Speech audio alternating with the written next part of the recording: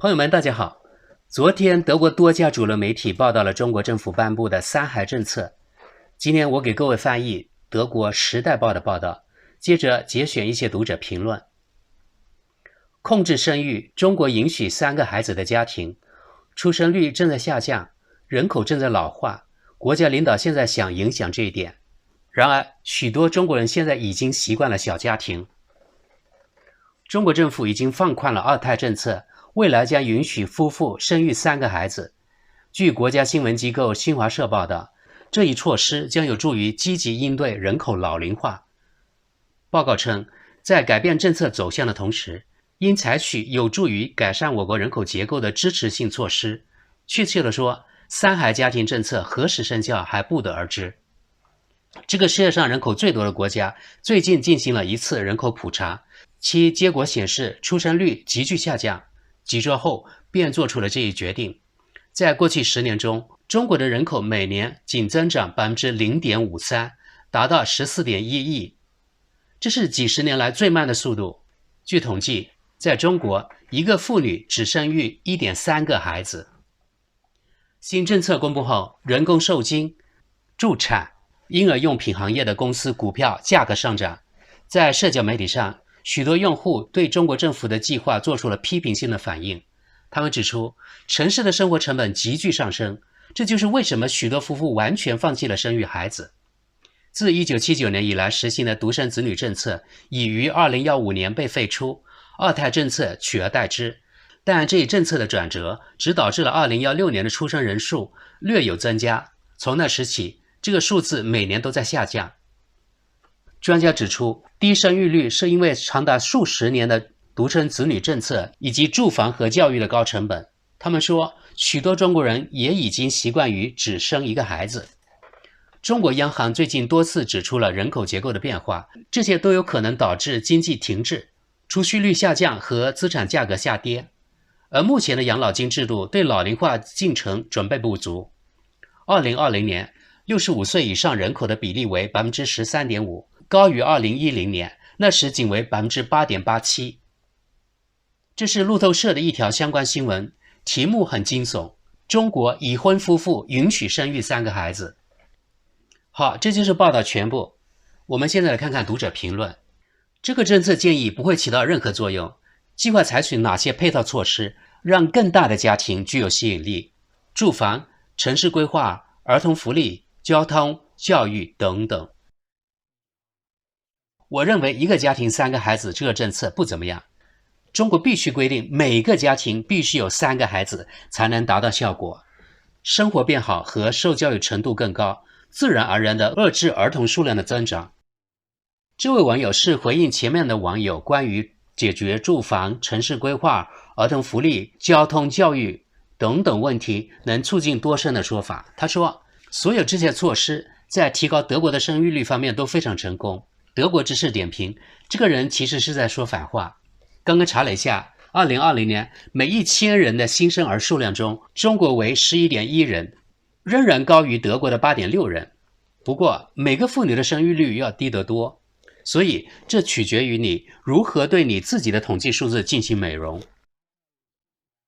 这位网友也是回应前面的网友关于解决住房、城市规划、儿童福利、交通、教育等等问题能促进多生的说法。他说，你可能忘记了，除了中国有非常发达的市场经济之外，还有一个非常发达的计划经济，国家会以那样的方式加以引导，让你提到的因素会很快实现，即住房、城市规划、儿童福利、交通、教育等等。正是通过这些措施，中国在过去20年里使我记得好像7亿人摆脱了贫困。我们家所了解的一些中国家庭希望最多只生2个孩子，但不会要更多，否则他们自己还算优裕的生活就会受到威胁。对于我们熟人中的那些年轻人来说，他们推迟生孩子的计划，虽然还不像我们这样30多岁，但仍然推迟了好几年，结婚也推迟了。通常是父母给夫妻俩施加压力，给他们生个孙子或孙女。相反，在许多情况下已经发生了。当然，在中国，许多女婴未出生、已出生，有时也被谨慎地处理掉。听起来很残酷，确实如此。不幸的是，那里这样的事情并不罕见。最近几周，这里的几篇文章预测中国因人口萎缩而导致的经济衰退，到2050年左右会减少2亿人。但论坛上的共识是，这对气候有好处。坦率地说，现在在中国的大城市确实有点拥挤。好吧，就像中国在过去几年迅速致富一样，他们将以自己的方式来应对这个人口问题。前面一位读者说了这句话，好吧，中国不是其中之一，毫无疑问，他们在这个名单上名列前茅，是关于碳排放的啊。于是这位读者这么回应，中国在哪个榜单上名列前茅？与我们和美国相比，他们人均二氧化碳的消耗量还是比较低的。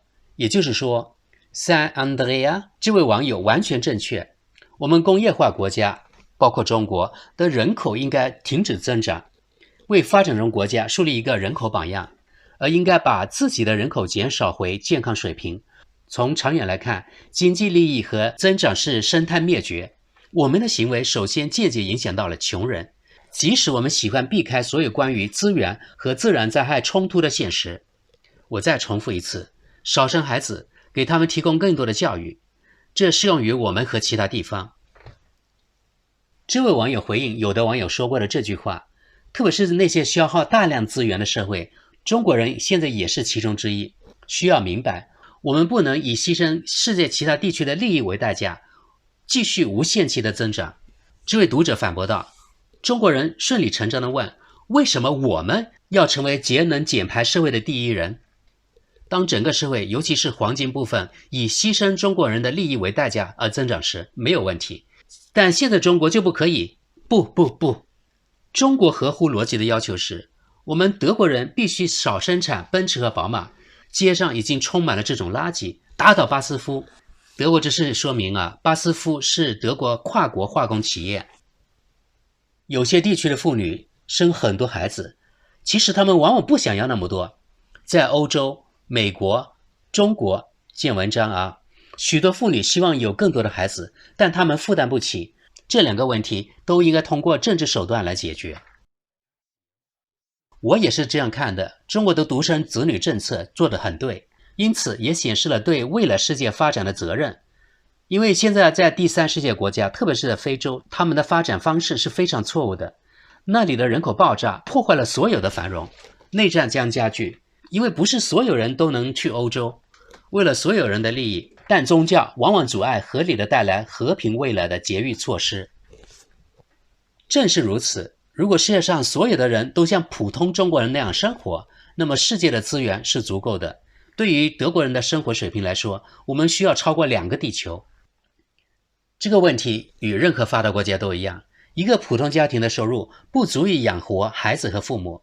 当老人的比例过高时，养老金系统就会崩溃。只有移民或自身人口的增长才能帮助解决这个问题。由于中国在文化上从来不是一个移民国家，他们正试图从内部解决这个问题。令人相当欣慰的是，即使在像共产主义中国这样的集权国家，国家对私人生活的控制也有其限度。我在中国的私人生活比我在德国南部的家乡要轻松得多。作为老外，在中国的生活是相当舒服的，在那里工作的大多数老外还能得到公司的房租补贴，往往高于同一公司正常员工的总收入，而且还支付子女教育和海外医疗保险的费用，薪水也不错。只是在大多数情况下，与当地居民的生活关系非常非常小。接下来这位读者举了几个他在中国的生活比在德国南部更轻松的例子。他说，我很乐意举几个例子。基础设施，中国有典型的城市规划，中国人住的社区是一个小型的社区，所有必要的基础设施几乎都在附近，因此你在日常生活中做的大多数事情距离都很短，例如超市、农贸市场、餐馆、医生、体育设施等等。服务，如果你时间不够，只需要在手机上点击几下，就可以订购你需要的任何东西，它将直接从社区快递交付，运费只需几分钱。我可以选择该地区50多家餐厅和10多家超市，周日夜晚也照常营业。政府机构大多数情况下已经数字化，各个有关部门通常有自己的应用程序，借助 APP 你可以快速办完事情，各部门是联网合作的。我处理纳税申报，从几个 APP 分享了我的数据，其余的由政府部门自己完成，或者我通过应用程序申请新的工作签证，然后拍了一张新的护照照片。摄影师有一个应用程序，直接将照片转发给有关单位，超级无压力。谢谢你的快速回答。从德国来看，这听起来像处在2080年的德国科幻小说里，但一点也不像独裁政权，吓死人了。我的看法与 Google 类似，前面其他2位网友的意见，中国的整体情况由许多复杂的构件组成，但总和才是起决定作用的。如果你生活在一个反正没有投票权的国家，那么独裁和民主之间的个人差异已经不是很大了。中国既不是朝鲜，也不是德意志第三帝国，但当然也不是现在的联邦德国。关于 7.3 这位网友，还可以说，这里的许多外籍人士没有或几乎没有得到任何补贴，例如英语教师、自我创业者、学生，即使那些确实得到一点额外补助的，有时会多，有时也会少一些。从2022年1月份开始，这些免税津贴将全部被征税。没有人知道税率是多少，但最高端收入的人，这可能意味着减少 35% 到 45% 的房租补贴或教育补贴。那些得到很少或没有补助的人，当然并没有失去什么。对其他人来说，他可能打开了一个5万欧元的缺口，大多数是美国的外国人。然而，在许多领域，共产党提取这些数据，以便能够在所有方面监视和控制人民。我不希望在德国出现这种情况。此外还有，尽管有专制制度，但中国人在做他们想做的事情方面很聪明，即使是被禁止的。乘坐火车旅行真的比乘坐飞机更便宜、更快、更准时。旧的调制解调器早上8点坏了，而替换设备在9点半之前已恢复运行。你可以通过 APP 给快递小哥小费，而且没有快递小哥期望你的小费。你可以在任何城市30秒内无现金支付公交车和地铁费用，只需要一个应用程序，每次车资只有2毛到4毛7。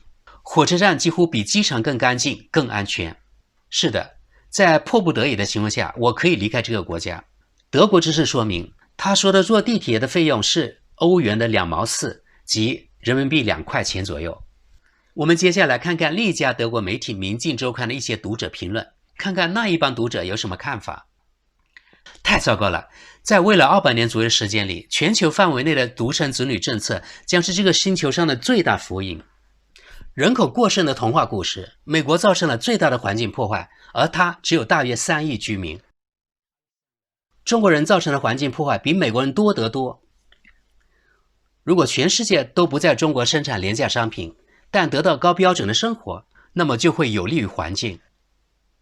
一个人口几乎是美国3倍的国家所产生的二氧化碳仅仅是美国的2倍，印度是1半，中国还为世界其他国家生产大部分廉价产品，欧盟和美国是最大的客户。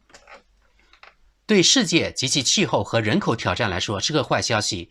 中国的人口估计有13亿，从1胎到3胎的政策转变意味着中国社会的涡轮效应，他们在这一领域领先非洲几十年的人口限制，这一点现在正在修正，世界将不会感激他们。德国知识点评，老外说话有点绕，他的意思其实就是他根本就没有理解这个3胎政策，对中国目前为止的计划生育政策也是一知半解。他以为现在全部育龄妇女由原来生育1个孩子，一下子变成所有人都生育3个，中国的人口会一下子多出原来的2倍。哎呀，这种理解力也太无语了。只是每个中国人只产生普通欧洲人或美国人所产生的气候成本的极小一部分，更别说非洲人了。这并不意味着现在所有人都会生3个小孩，在中国的条件下，它可能会保持在平均低于2的水平。我不这么认为，即使在这种政策变化之后，大多数中国人也不会突然想生3个孩子。目前每个妇女的生育率低于 1.7， 呈下降趋势，并在去年出现大滑坡，这只是也是变富裕后的结果。另一方面，这些都是非常长期的影响，只有在几十年后才会变得清晰。中国像大多数其他工业化国家一样，将在未来20年内进入一个大规模的老龄化社会，这是一个事实，什么也无法改变。另外还可以预期，由于中国巨量的人口、巨大的市场规模以及那里的技术进步，中国将在未来几十年里在许多方面成为主导力量。虽然还不是100%的确定，但如果没有发生严重的状况，就会到来。还会发生的是，纯粹就人口而言，其他国家将变得比中国大得多，增长也更快。目前对世界来说，纯粹从人口统计学来说，这面临更大的问题。现在，所有中国人行动起来吧！党已经命令你们去交配，努力造人。党员们开始担心自己的养老金了。我想知道新生儿会从哪里来，即使是中国的中产阶级也很难负担得起，哪怕是一个独生子女。部分原因是中国的教育制度。你对事情很明白，新生儿可能来自农村人口，像所有国家一样，生活条件的改善会影响中国的人口组成。大城市里的家庭负担不起3个孩子，出生率下降，他们可以通过移民来解决这个问题。这些船将沿着新丝绸之路直接抵达中国港口。绝好的主意，我们应该赞助后勤工作，我们将节约好几倍的社保开支。没有很多人可以移民到中国吧？谁想移民到中国啊？那些非汉族的人必须首先接受再教育，也许朝鲜人会欣然接受这一点。另一方面，在德国有很多人无法与我们的政府相处，移民中国是一个替代方案，但是得注意对国家领导的批评，否则如前面所说的，得参加再教育营。我们就此打住吧。虽然有的人冷嘲热讽，但觉得大部分读者的评论还算中肯，批评的不算多。与当年的独生子女政策饱受西方批评，没有人性、没有人权相比，现在的批评简直太少了。不知道你们怎么看？好，谢谢大家，我们下期见。